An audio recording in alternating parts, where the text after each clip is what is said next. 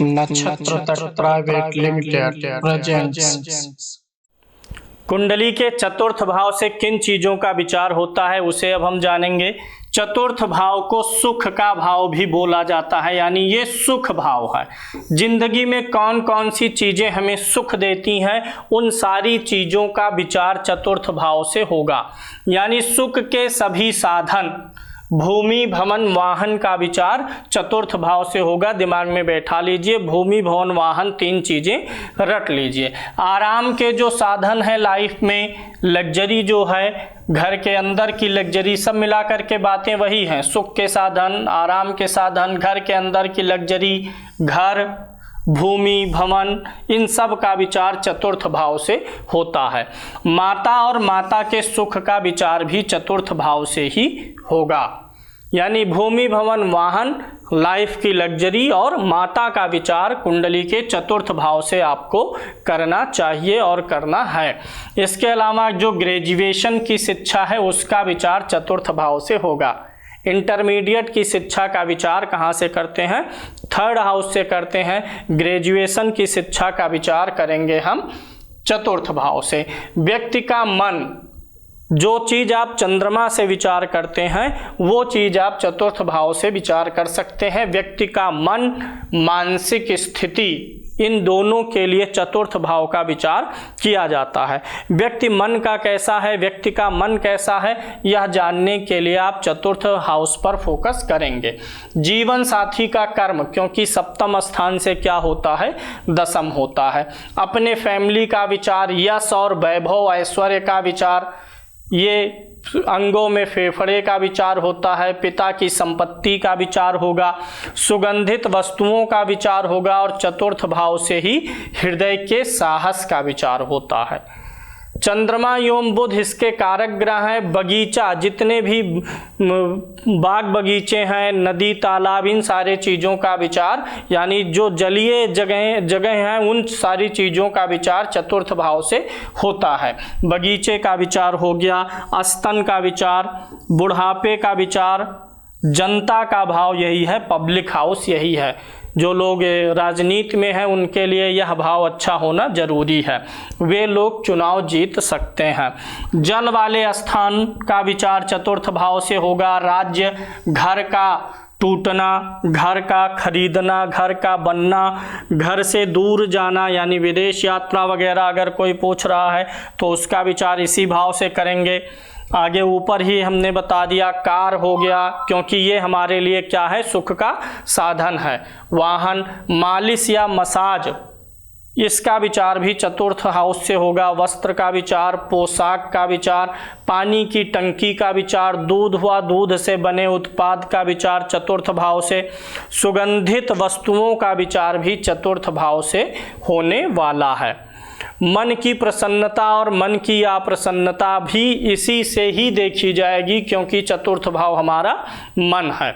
व्यक्ति की सफलता, खेत खलिहान का विचार, पिता की आय, पिता की इनकम क्या होगी, पत्नी के सत्कर्म, गृह सज्जा कि आपका घर कितना सजा रहेगा, उसमें भीतर से कितनी चीज़ें डेकोरेटेड रहेंगी, गृह प्रवेश हो गया। चरित्र का विचार, चोरी के प्रश्न में वस्तु की स्थिति, जो प्रश्न कुंडली बनती है उस हिसाब से कि चोरी की वस्तु कहाँ गई होगी, मिलेगी कि नहीं, उसमें चतुर्थ भाव की भूमिका होती है।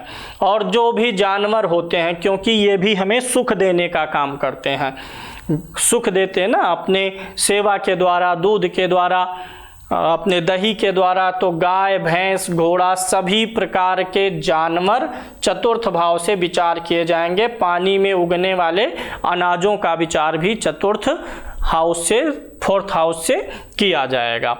अब देख लेते हैं पंचम भाव से क्या विचार होगा। पंचम भाव को संतान भाव भी कहते हैं। जैसे चतुर्थ भाव को सुख भाव, उसी प्रकार से पंचम भाव को संतान भाव भी कहा जाता है। संतान का विचार पंचम भाव से होगा।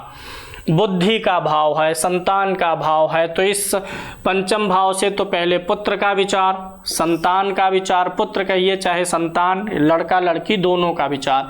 विद्या और बुद्धि का विचार, अब इसी में टेक्नोलॉजी भी जुड़ जाती है, टेक्निकल शिक्षा, क्योंकि टेक्निकल शिक्षा के लिए बुद्धि होना जरूरी है। व्यक्ति की ग्रेजुएशन की शिक्षा के ऊपर की जो टेक्निकल शिक्षा होती है, उच्च शिक्षा जो होती है, उसका विचार भी पंचम भाव से होगा। चूंकि पंचम भाव बुद्धि है तो प्रेम का भी विचार इसी से होता है, क्योंकि प्रेम बुद्धि बढ़ने के साथ ही बुद्धि के द्वारा ही प्रेम होता है।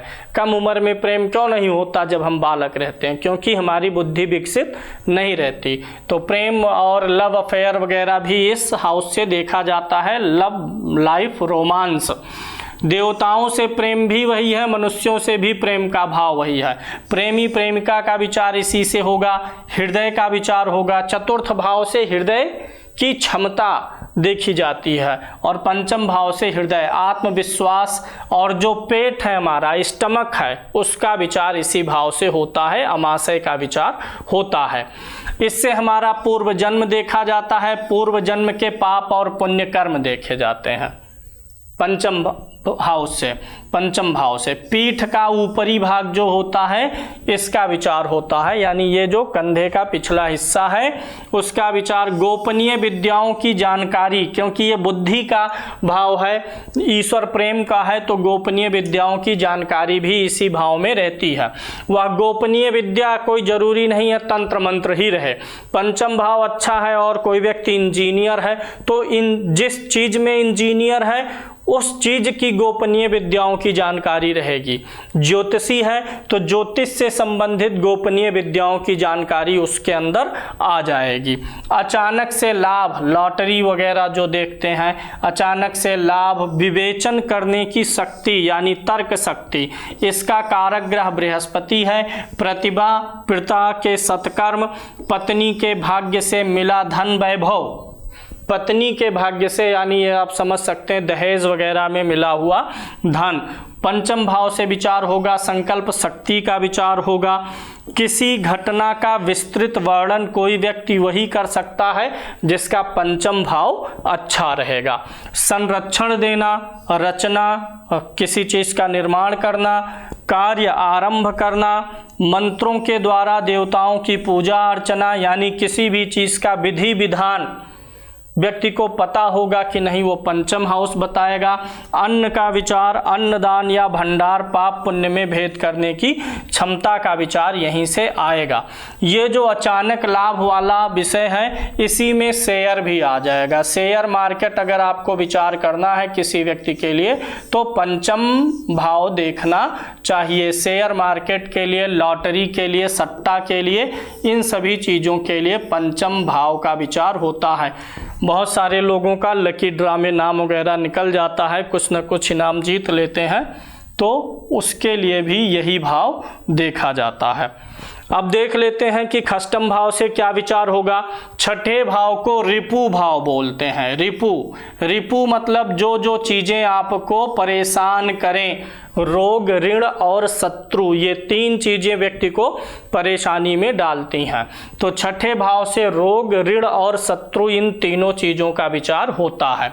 तो रोग, ऋण, शत्रु आप ऐसे जान जाइए। रोग क्या करेगा, ऋण क्या करेगा, शत्रु क्या करेगा, नुकसान करेगा। ये तीनों नुकसान करेंगे, बैर उत्पन्न करेंगे, आपके हर काम में बाधा देंगे। तो ये सारी चीज़ें छठे भाव से देखा जाएगा। चोरी और चोरी का सामान, चोर चोरी, दोनों इसी भाव से देखा जाएगा, छठे भाव से ही देखा जाएगा।